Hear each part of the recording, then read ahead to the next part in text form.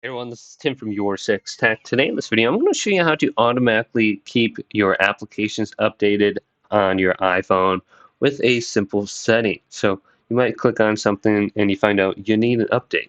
So let's go to settings right here and select this. And we want to scroll on down until we get to the App Store right here under settings and select it.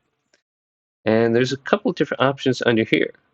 So on the top it says automatic downloads, automatically install free and paid apps, purchases on other devices. So we really don't need that.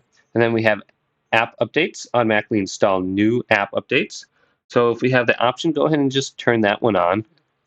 And then we have in-app content, automatically run apps in the background to download content before you first launch them.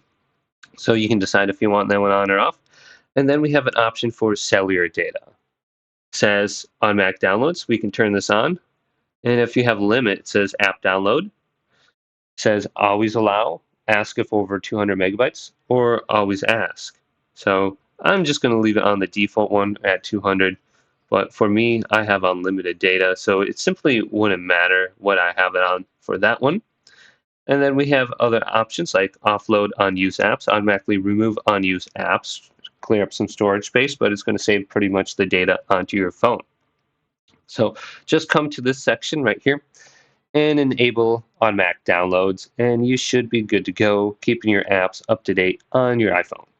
Hopefully this video did indeed help you out. If it did, leave a big thumbs up and subscribe to my channel down below for more tech videos coming up next on Your Six Tech.